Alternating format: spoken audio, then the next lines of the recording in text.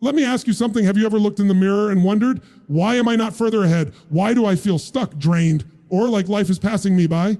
You're not broken, you're not lazy, and you're not doomed. The truth is, it's not the big failures that ruin your life. It's the small, silent habits you repeat every single day. The ones you don't even notice, the little compromises, the excuses, the moments you choose comfort over growth. Those tiny decisions don't just shape your days, they shape your destiny. And here's the scary part, most people never wake up to it until it's too late. They wake up one morning and realize the dreams they once had are gone. Their potential wasted. Their energy drained. Not because they didn't want a better life, but because they allowed destructive habits to quietly sabotage them. But here's the good news. You don't have to be one of them. You don't have to live in regret.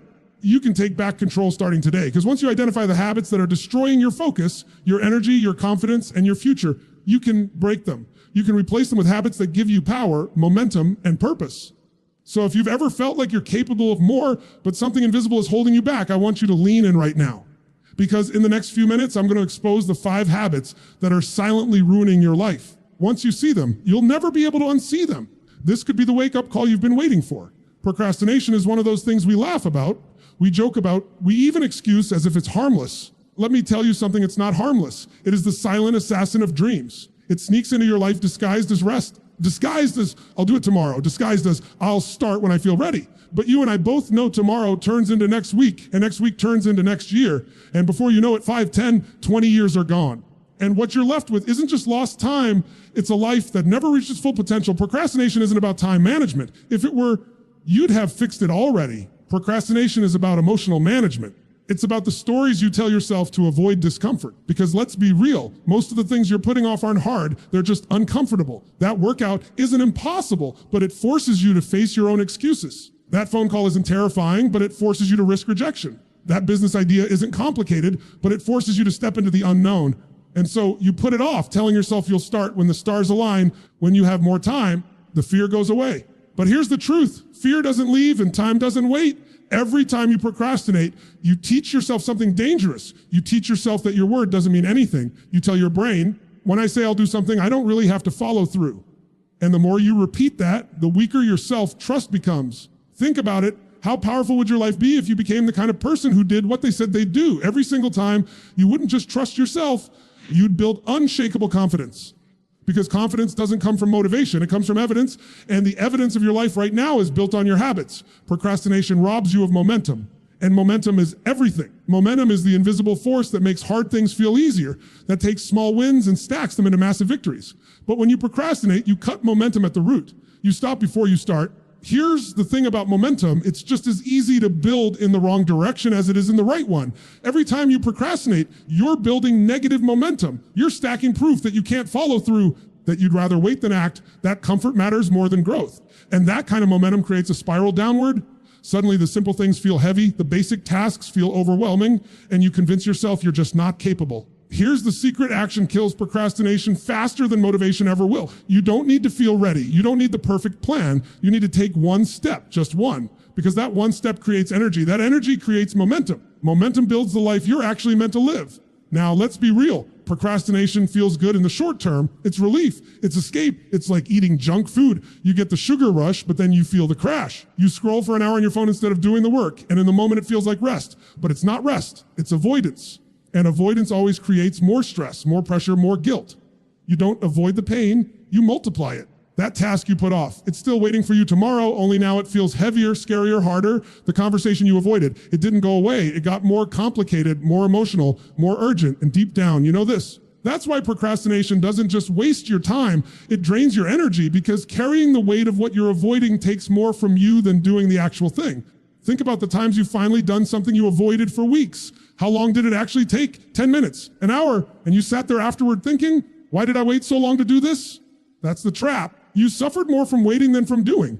And if you're honest, that's the pattern that's been costing you years of your life. Now here's the part most people don't realize is procrastination isn't just about tasks, it's about identity. Every time you procrastinate, you reinforce the belief that you're the kind of person who delays, who avoids, who doesn't follow through. And identity is powerful because once you believe something about yourself, you fight to prove it, right? Even if it's destroying you. If you believe you're a procrastinator, you'll keep procrastinating, not because you can't change, but because you've accepted it as who you are. The truth is, procrastination is not who you are, it's a habit you've practiced. And anything you've practiced, you can unpractice. So how do you break it? You don't break it by waiting to feel motivated. You don't break it by planning endlessly. You break it by conditioning yourself to take action in the moment you feel resistance. You retrain your brain to understand that discomfort isn't danger. It's the signal to act. The very moment you feel that pull to put something off, that's your cue to lean in. That's your trigger to take the first step, no matter how small, because once you start, your brain shifts. You move from avoidance to engagement. And suddenly the thing that felt impossible becomes manageable. Let me tell you something. When you start to break this habit, when you start to act instead of delay, you'll feel a new kind of power inside you. It's not just about finishing tasks. It's about reclaiming your life. It's about becoming the kind of person who doesn't wait for opportunities, but creates them. Who doesn't get stuck in fear, but uses fear as fuel. Who doesn't need to be pushed, but lives pulled by a vision greater than their excuses. I know some of you are sitting here thinking, but I've been procrastinating for years. I don't know if I can change. And that's exactly the thinking procrastination wants you to believe, that it's too late, that you're too far gone, that tomorrow might be a better day. But let me ask you this, if not now, when? If not you, who? If you don't draw a line in the sand today, when will you? Tomorrow. You've been saying tomorrow for years. Tomorrow is the thief that keeps stealing your life. Procrastination may have stolen your past, but it doesn't get to steal your future. The moment you decide that your word means something, that you will follow through no matter how you feel, matter what it costs, that's the moment your life changes. Not next week, not next month, but now. Because your future is being created in this moment by the decisions you make today. And if you can destroy the habit of procrastination, you will unlock a level of freedom, confidence, and power you've never experienced before. So the next time that little voice whispers, do it later. Remember this, it's not just about later, it's about your life.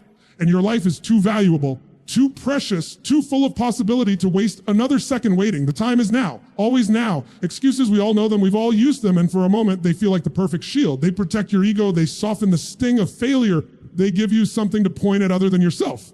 I don't have enough time, I don't have enough money, I didn't get the right opportunities. People don't support me.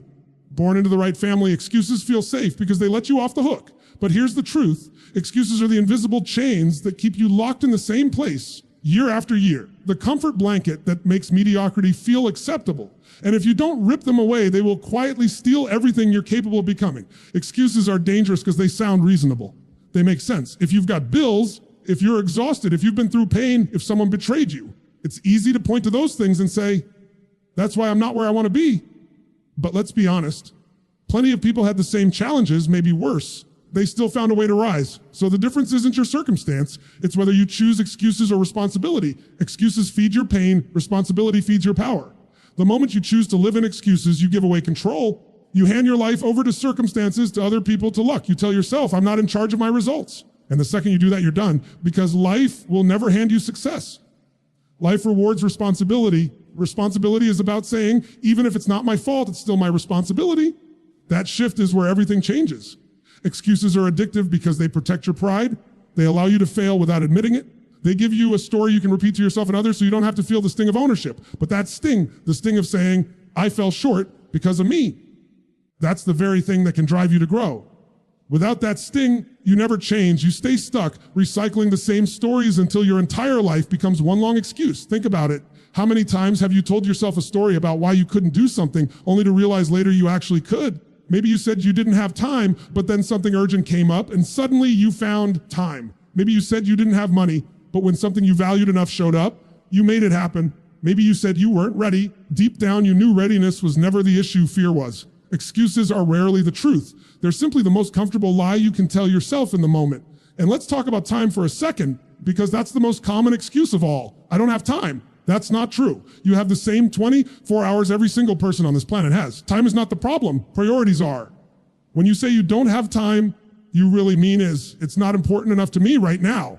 And that's fine if it's genuinely not important. But stop lying to yourself. Stop saying you want something badly while your excuses prove otherwise. Your calendar and your actions reveal your true priorities, not your words. When you live in excuses, you never face yourself. And if you never face yourself, you never grow. Growth begins the moment you stop running from responsibility and say, this is on me. My choices, my actions, my standards. If I don't like where I am, I'm the one who has to change it. That's not easy. It's not comfortable, but it's the only way. Excuses keep you in the passenger seat of your own life. Responsibility puts you back in the driver's seat. Now, I want you to picture this. Imagine you're at the end of your life looking back. Do you think you'll be proud of the excuses you made? Do you think you'll smile and say, I didn't go after my dreams because I was tired, because I was scared, because I didn't have enough time. No, you'll feel the weight of regret. You'll wish you had been braver, stronger, more responsible. Regret is heavier than any responsibility you could ever carry today. Excuses may feel light now, but they turn into a crushing weight later. Responsibility may feel heavy now, but it turns into freedom later. Here's the part people miss. When you drop excuses and take responsibility, you don't just change your results, you change your identity. You become someone who owns their life. You become someone people respect, someone others trust, someone you respect when you look in the mirror. Because deep down, you know when you're lying to yourself. And self-respect is built on honesty with yourself, not comfort. So how do you break the habit of excuses?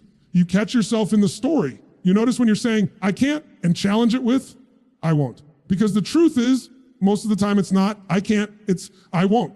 And when you replace I can't with I won't, suddenly you face the reality. It's not about ability, it's about choice. And once you see that excuses lose their power, you stop blaming the economy, your boss, your parents, your past, your partner, and you start asking better questions. What can I do? What's my next move? How can I use this? Because there's always something you can do. Is always one step you can take. Responsibility doesn't mean controlling everything. It means controlling what you can. And when you do that consistently, your life transforms. The people who rise, the people who create extraordinary lives, they're not the ones with the easiest circumstances. They're the ones who take ownership no matter what. They use pain as fuel. They turn setbacks into setups. They stop waiting for someone to rescue them and realize they are the rescue. That choice is available to you right now if you're willing to drop the excuses and grab hold of your responsibility. Excuses feel like safety, but they're really a prison. Responsibility feels like a burden, but it's really freedom. The moment you stop making excuses and start owning your life is the moment you start living the life you were meant to live. The power is in your hands. It always has been. What you feed your mind and body becomes your destiny. Most people don't realize this because they think habits are just about what they do. But the truth is, everything you consume is shaping who you are becoming. What you eat, what you watch, what you listen to, who you follow, what you surround yourself with. Every input you allow in is planting a seed. And those seeds eventually grow into the thoughts you think, the emotions you feel, the choices you make, and ultimately, the life you live. If you feed your body with junk, energy collapses, your focus disappears, and your health declines. You know this. You can feel the difference in your body when you eat clean, when you hydrate, when you move, versus when you drown yourself in sugar, fast food, and chemicals. It gives you life. The other steals it from you slowly. But the body is only part of it. The even more dangerous part is what you feed your mind, because your mind is what determines your reality. Think about it. If all you do is consume negativity, gossip, and distraction, what do you expect your thoughts to be filled with? If you spend hours scrolling through other people's lives, comparing yourself, drowning in envy or doubt, is it any surprise that you feel empty and stuck? Your mind is not a garbage dump, but most people treat it like one. They fill it with cheap entertainment, endless noise, and low quality information, and then wonder why they can't focus, why they feel anxious, why they can't build the life they want. It's simple. You can't live a powerful life when you feed your mind with weak fuel. You have to understand your brain is a pattern-making machine. Whatever you feed it repeatedly, it begins to normalize. If you constantly feed it news that screams disaster, your brain starts to see the world as unsafe. If you constantly feed it stories of people failing or mocking success, your brain starts to believe that ambition is dangerous.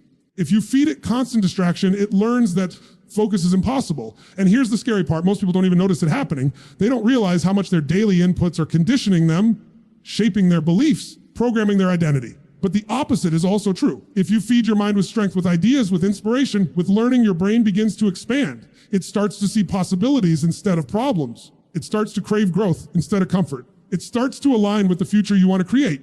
It's the same with your body. When you give it real nutrition, when you move it, when you treat it as the engine that carries you through life, you feel alive again. And when your body and mind are fueled properly, your spirit wakes up. You begin to feel the kind of energy and clarity that makes you unstoppable. The question is, what are you feeding yourself daily?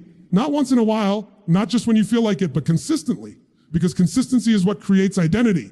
Every day, whether you realize it or not, you are rehearsing the future. You're either rehearsing weakness by feeding yourself garbage, you're rehearsing greatness by feeding yourself strength.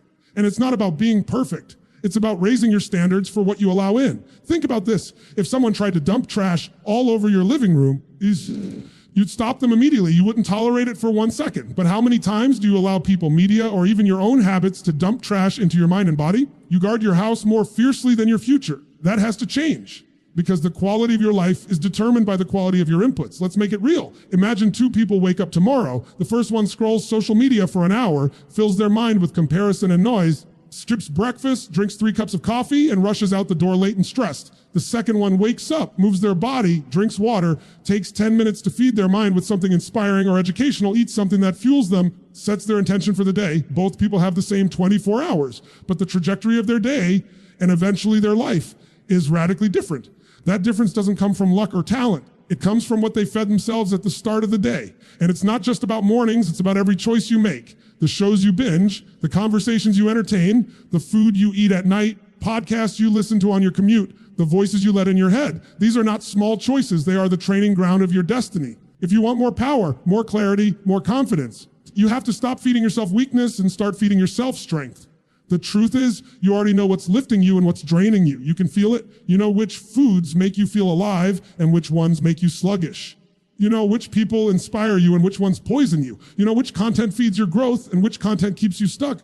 The problem isn't knowledge. The problem is standards. You tolerate too much. You allow too much low quality input because it's easy. It's available. It gives you a hit of dopamine in the moment. But ease in the moment creates struggle in the long term. Discipline in the moment creates freedom in the long term. This is why you have to raise your standards for what you consume. You have to treat your mind and body like they are the most valuable assets you own, because they are. Without them, nothing else matters. Success, wealth, relationships. None of it means anything if your energy is gone, if your clarity is gone, if your confidence is gone. And those things don't disappear overnight. They are eaten away slowly by what you've been consuming. So if you want to change your life, start by changing what you feed it, audit your inputs. Ask yourself, does this food give me energy or take it away? Does this content expand my thinking or shrink it? Does this environment pull me higher or drag me lower? Then make the hard choices, remove the junk. Replace it with strength. At first, it will feel uncomfortable. You'll miss the comfort of the easy distractions. But soon, your brain and body will adjust. What once felt like discipline will start to feel like freedom. Because here's the truth.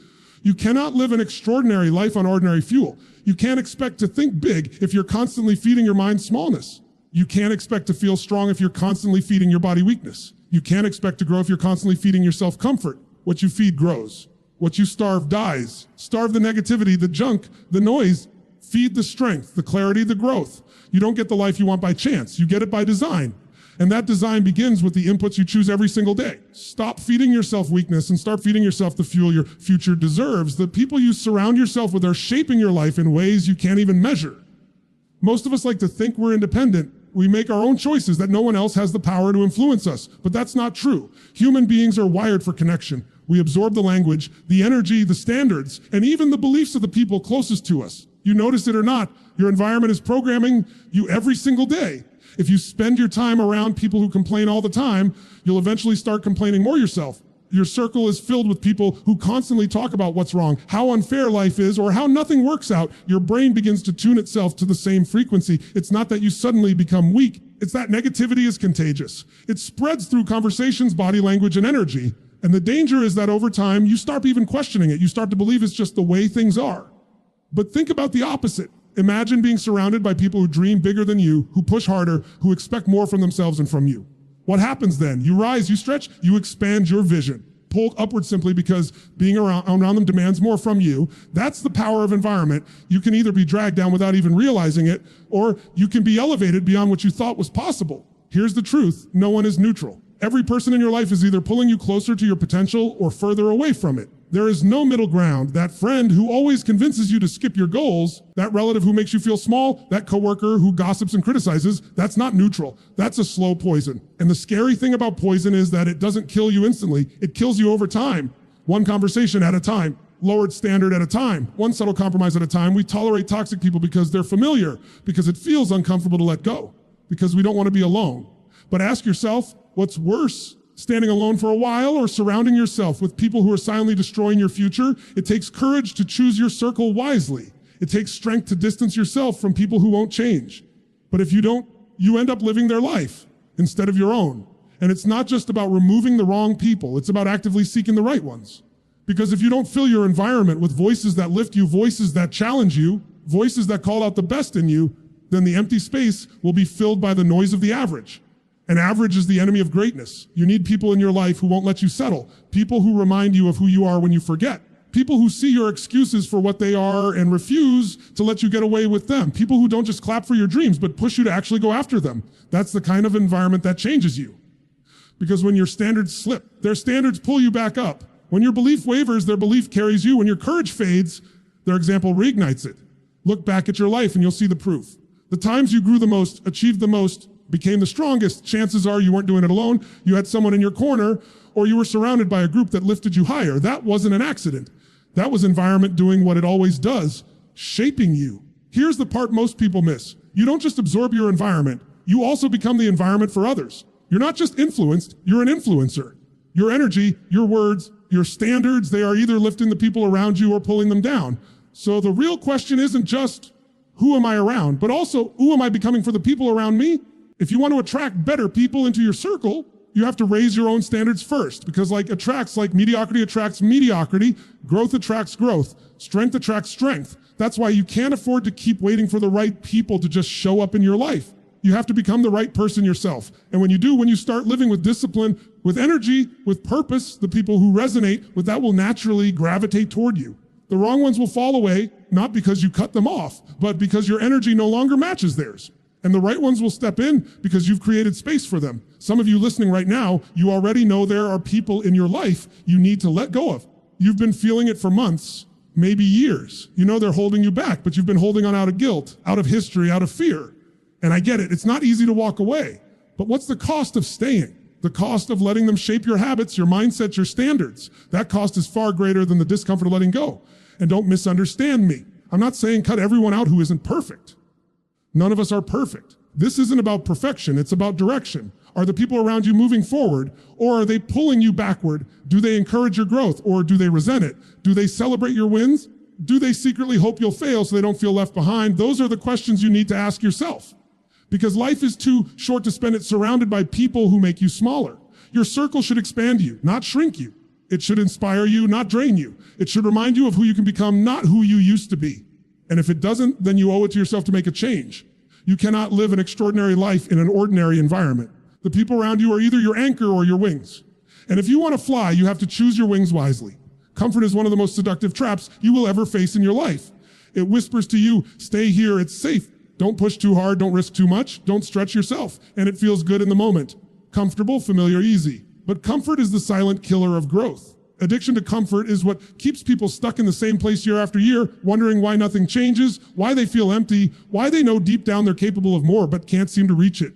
The truth is, feels like a friend, but it's an enemy disguised as safety. Think about the moments in your life when you grew the most, when you broke through, when you became stronger, more confident, more alive. Were those moments comfortable? Of course not. Hard, they were scary, they demanded something of you that you didn't even know you had. Growth never comes from what's easy. Growth only comes from challenge, and yet most people spend their entire lives trying to avoid challenge, trying to avoid discomfort, trying to build a life where everything feels certain, predictable, easy. And then they wonder why they're bored, unfulfilled, and restless. The problem is that comfort gives you quick rewards. It gives you instant gratification. Skip the workout, feels good in the moment. Sleep in, feels good in the moment. Put off that difficult conversation, feels good in the moment. Play it safe instead of taking the risk.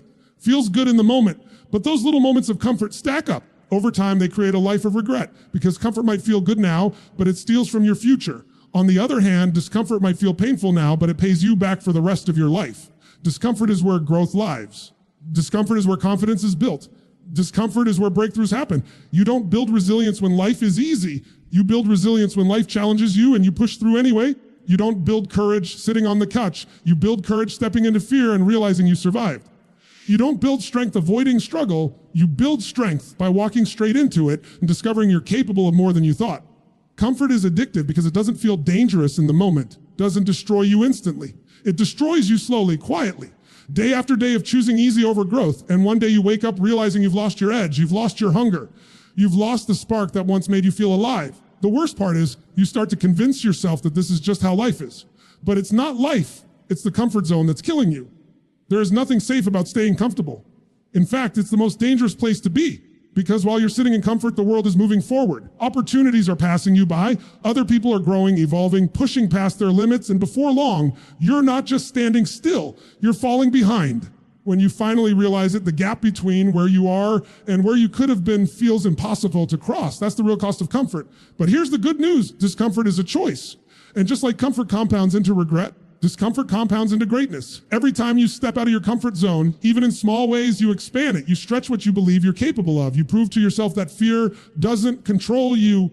That resistance doesn't define you, that you are bigger than the voice that says, stay safe. And the more you do that, the stronger you become. It doesn't have to be massive at first. It can start small, waking up earlier than you want to, having that tough conversation instead of avoiding it, doing the extra rep at the gym when your body screams no, speaking up when you feel nervous, taking the risk on that dream even when you don't feel ready. Those little acts of stepping into discomfort build the muscle of growth. And just like any muscle, the more you use it, the stronger it gets. Eventually, what once felt terrifying becomes normal. What once felt impossible becomes routine. That's the beauty of growth. It changes not just your circumstances, but your identity. You start to become the kind of person who doesn't run from discomfort, but runs toward it. The kind of person who doesn't settle for easy, demands more from themselves. The kind of person who sees fear not as a stop sign, but as a green light saying, this is where I need to go. And when you become that person, life opens up to you in ways you can't even imagine right now, because comfort might feel good, but it never leads to fulfillment. True fulfillment comes from knowing you pushed yourself, knowing you gave your all, knowing you didn't let fear dictate your choices. Fulfillment comes from growth. Growth only happens when you step into discomfort. You don't get stronger by staying comfortable.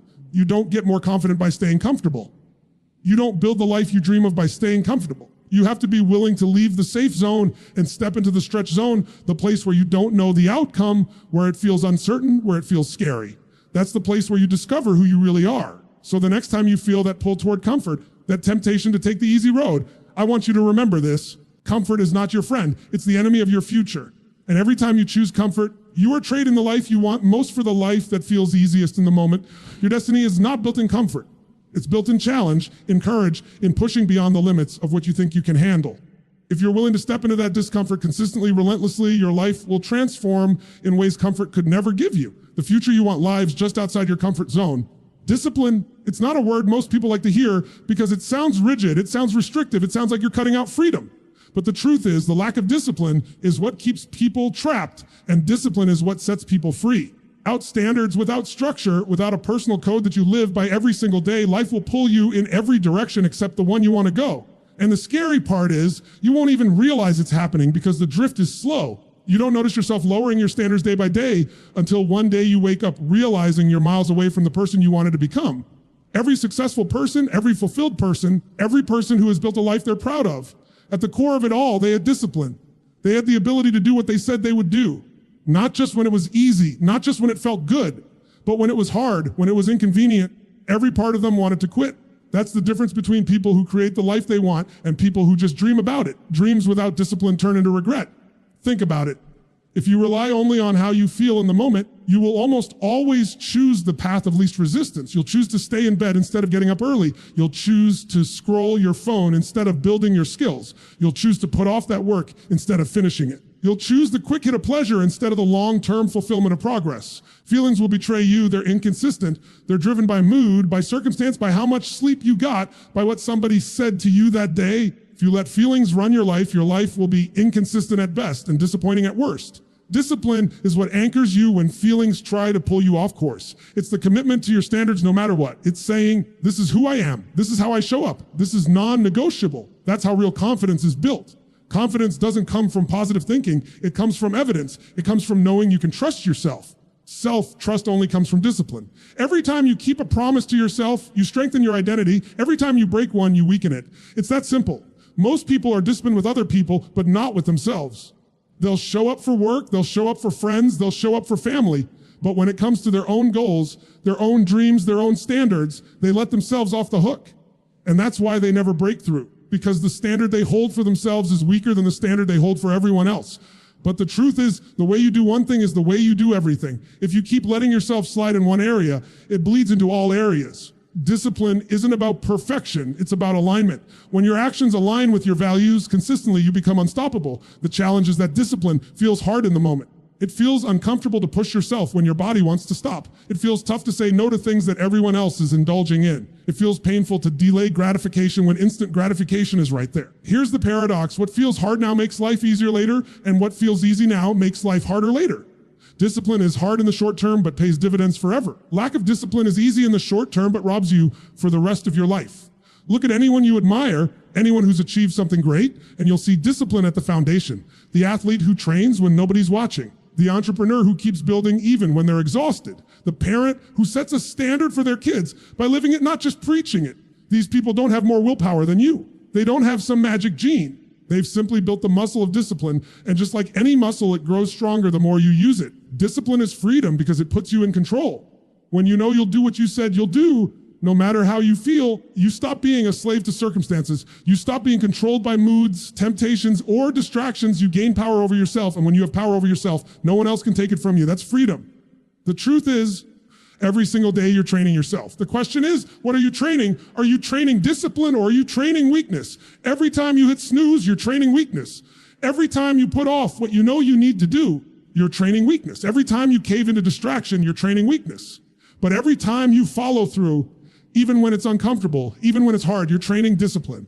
And that training compounds. Over weeks, months, years, it becomes your identity. You stop just doing disciplined things, you become a disciplined person, and that's the key. Discipline isn't about forcing yourself forever. It's about becoming the kind of person who lives by standards naturally. At first, it's effort. At first, it's resistance. But over time, it becomes who you are. You don't have to force yourself to brush your teeth.